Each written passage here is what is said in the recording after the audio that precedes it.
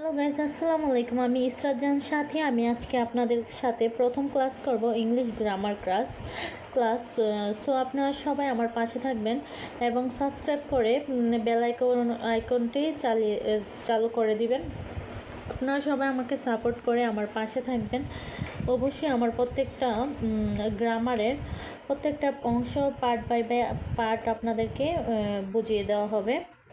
আমি চেষ্টা করব আমার মতো। আপনারা সবাই আমাকে সাপোর্ট করে পাশে থাকবেন। চলুন আমরা ফার্স্ট ক্লাস শুরু করি পার্ট ও পিস দিয়ে।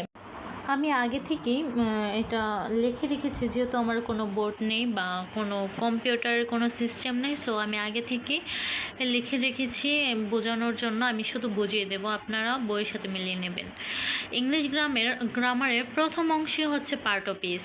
আর পার্ট ও পিসের মূল না জানলে তাহলে আপনারা ইংলিশ ভালোভাবে জানতে পারবেন না।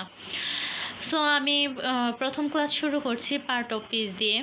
পার্ট অফ পিস, পার্ট অর্থ অংশ এবং পিস অর্থ হচ্ছে কথা বা বাক্য। সুতরাং বাক্যর অন্তর্গত প্রত্যেকটি অর্থবোধক অংশ বা শব্দকে পার্ট অফ পিস বলে। সো আমি আপনাদেরকে একটা উদাহরণ দিয়ে বোঝাচ্ছি। রোজা ইজ এ স্মল বই। আমি রোজা দিয়ে শুরু করেছি, কিন্তু রোজা না। যেমন আমরা ধরতে পারি, Raju is a small boy but he is very strong.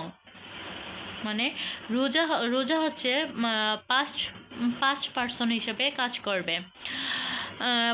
Part of piece 8 প্রকার। যেমন noun, pronoun, verb, adverb, adjective, preposition, conjunction, interjection. Noun অর্থ হচ্ছে বিশেষ্য, আর প্রোনাউন অর্থ হচ্ছে সর্বনাম, অ্যাডজেক্টিভ অর্থ হচ্ছে বিশেষণ, ভার্ব অর্থ হচ্ছে ক্রিয়া, অ্যাডভার্ব অর্থ হচ্ছে ভাব বিশেষণ, প্রিপোজিশন অর্থ হচ্ছে সমন্বয়সূচক অব্যয়, কনজাংশন অর্থ হচ্ছে সংযোজক অব্যয়, ইন্টারজেকশন আবেগসূচক অব্যয়। সুতরাং পার্ট অফ পিস হচ্ছে 8 প্রকার। আর আমরা এই 8 প্রকার বিশ্লেষণ করে আপনাদেরকে নেক্সট ক্লাসে বুঝিয়ে দেওয়া হবে।